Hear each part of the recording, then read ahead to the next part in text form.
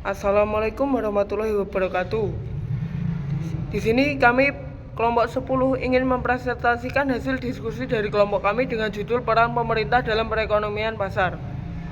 Sebelum masuk ke materi, izinkan saya memperkenalkan anggota kelompok kami. Yang pertama ada Saryanto, yang kedua ada Septa Billy Maulana, yang ketiga ada Wahyu Pratika, dan yang keempat ada Muhammad Akmal Diprastio. Fokus pembahasan pada diskusi kali ini yang pertama ada bisnis global, yang kedua ada sejarah bisnis global, ketiga ada globalisasi, dan empat bahaya kapitalisme. Dasar dan tanggapan regulasi.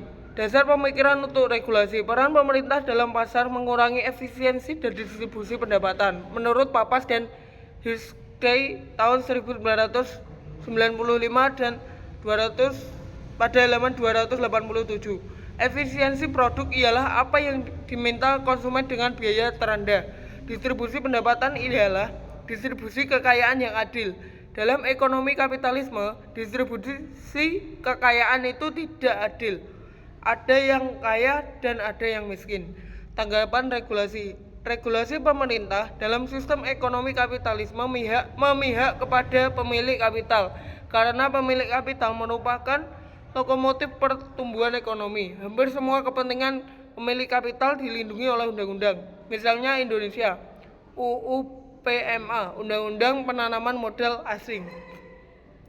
Selanjutnya, kebijakan regulasi.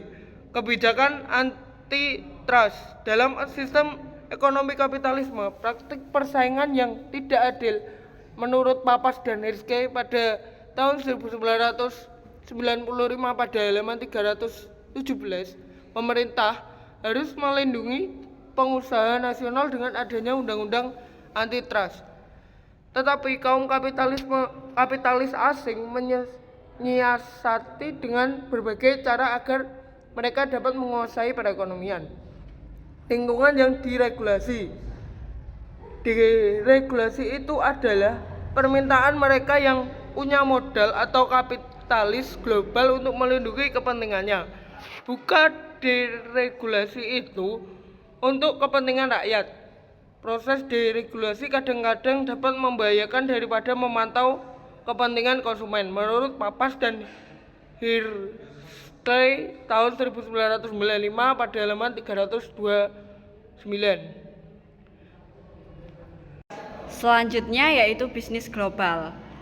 BAL 2005-8 menjelaskan, bisnis global atau bisnis internasional adalah kegiatan bisnis yang melewati batas-batas negara. Kegiatan bisnis itu meliputi perdagangan, perbankan, industri, dan jasa. Pengertian lainnya adalah bisnis global atau bisnis luar negeri ialah operasi-operasi domestik di sebuah negara asing. Dan menurut BAL 2005-210 menjelaskan, yang dimaksud globalisasi ialah globalisasi ekonomi, yaitu perusahaan-perusahaan raksasa atau multinational corporation yang beroperasi di seluruh dunia. Globalisasi ini proses kaum kapitalis global beroperasi di seluruh dunia. BAL juga menjelaskan bahwa globalisasi itu terjadi karena 5 dorongan, yaitu politik. Kaum kapitalis global ingin memimpin dunia. Yang selanjutnya ada ilmu dan teknologi, di mana pemilik iptek ingin menguasai budaya bangsa di seluruh dunia. Selanjutnya pasar. Kaum kapitalis ingin memonopoli tunggal pasar uang dan pasar barang. Selanjutnya biaya.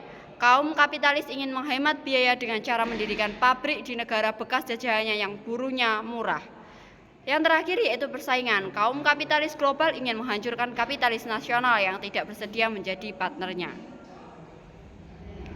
Selanjutnya ada sejarah bisnis global. Berdasarkan sejarah perkembangan masyarakat, globalisasi sudah berkembang sejak manusia memperjuangkan uang dan barang sebagai kapital untuk mencari keuntungan, atau sejak kaum borjuis atau kaum pedagang memimpin dan menguasai kehidupan ekonomi suatu masyarakat. Pada zaman itu, Yunani berlaku sistem sosial ekonomi perbudakan atau pemilikan budak. Pada tahun 1590, Belanda mendirikan perusahaan dagang yang bernama Dutch East India Company. Pada tahun 1600-an, Inggris mendirikan perusahaan dagang yang bernama British East India Company. Dan pada tahun 1700-an, kaum pedagang Amerika dan Eropa lainnya melakukan hal yang sama. Selanjutnya, globalisasi. Untuk mengawal globalisasi dibutuhkan kekuatan militer. Konsekuensinya menimbulkan perang antar bangsa. Perang merupakan lokomotif globalisasi karena kemenangan perang. Kaum kapitalis global dapat menguasai pasar dan sumber bahan mentah. Dalam perkembangan sejarah masyarakat modern, globalisasi telah berkembang dua periode, yaitu globalisasi pertama tahun 1600 sampai 1945. Globalisasi pertama bisa disebut zaman kolonialisme primitif, di mana bangsa-bangsa para dengan kekuatan militer menjajah bangsa-bangsa Afrika, Asia, dan Amerika Latin.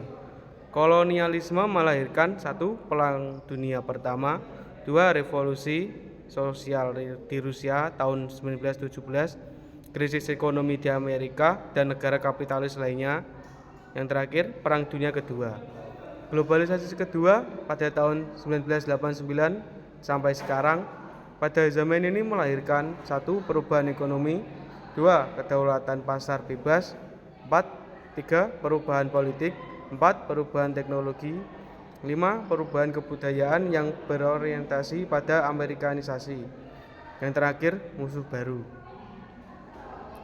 Selanjutnya, globalisasi neoliberalisme. Pemikiran tentang globalisasi dimotori oleh Reagan dan Margaret Thatcher pada tahun 1979. Tesisnya adalah neoliberalisme atau kedaulatan pasar bebas. Pemikiran kedua tokoh tersebut berdasarkan kondisi sosial negara-negara kapitalis yang tergabung di G7 yang mulai rentan dengan adanya berbagai macam krisis, antara lain krisis minyak, pengangguran yang makin tinggi, sempitnya pasar, sulitnya kerja buruh murah, krisis perdagangan, krisis keuangan, dan langkahnya bahan mentah.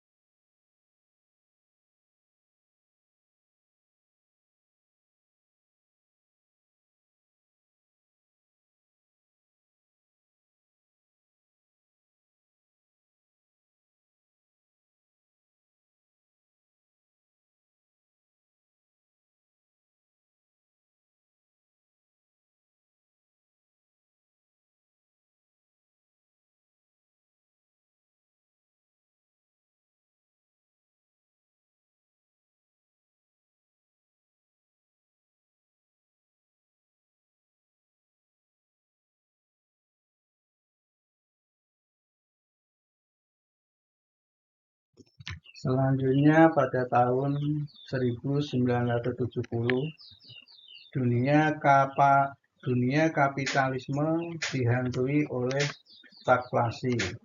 Stagflasi ialah stagnasi ekonomi, kemacetan ekonomi bersamaan dengan tingginya inflasi. Stagflasi itu disebabkan oleh yaitu satu, depresiasi nilai dolar Amerika Serikat terhadap emas. Dua, krisis hingga minyak dunia karena embargo OPEC. 3. Intervensi pemerintahan mekanisme pasar bebas.